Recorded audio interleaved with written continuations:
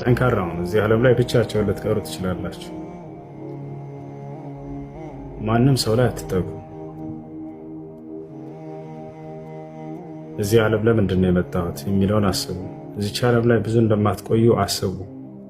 ቀናቶች በነጎዱ ቁጥር ወደ ሞት እየቀረባቸው ነው። ሞት ወደ እናንተ እየቀረበ ነው። መቼ እንደምትሞቱም አታውቁ።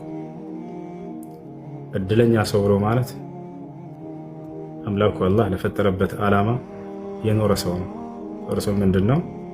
በእርሱ አምነህ እርሱን መገዛት ነው። በቃ ወማ ኸለቅቱል ጅነ ወልኢንሰ ኢላ ሊያዕቡዱን አለ አላህ ሲናገር።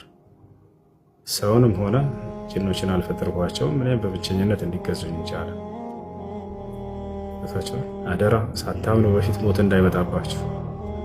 አላህ በቁርአን ላይ ወላ ተሙቱነ ኢላ ወአንቱም ሙስሊሙን ይላል። ለሰዎች በጣም ስለሚያዝንላቸው ምን አለ? አደራ ሙስሊሞች ናችሁ እንጂ እንዳትሞቱ አለ። ሙስሊም ሳትሆኑ ከመጣችሁ በቃ ከስራችኋል። ቁል ኢነል ኻሲሪነ አለዚነ ኸሲሩ አንፉሰሁም ወአህሊሂም የውመል ቂያማ አለ። ሰዎች ሆይ የከሰረ ሰው ብሎ ማለት ነፍሱን ያከሰረ ሰው ነው የትንሣኤ ቀን ብሎ አላህ ይናገራል።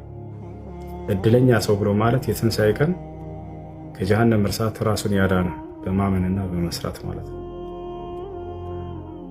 ይህ ዓለም ጊዜያዊ ነው፣ ብዙ የምትቆይበት አይደለም። እዚህ ዓለም ስትኖሩ ጊዜ ልክ እንደ እንግዶች ናቸው። ልትዘወትሩበት ሳይሆን ልክ እንደ እንግዳ አርፋችሁ የምትሄዱበት ሀገር ነው። ነቢዩ ሰለላሁ ዐለይሂ ወሰለም ይህችን ዓለም ሲገልጿት እጥር ምጥን ባለ ቃል ምን አሉ? ኩን ፊ ዱንያ ከአነከ ገሪብ አው አቢር ሰቢል አሉ። በዚች ዓለም ስትኖር ልክ እንደ እንግዳ ወይም እንደ መንገድ አላፊ ሆነህ ኑር አሉ።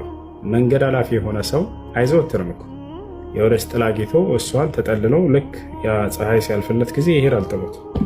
ልክ እንደዛ ናቸው እዚህ ዓለም ላይ።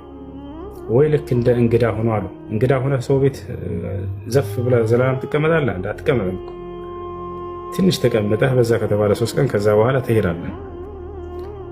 ያ ነው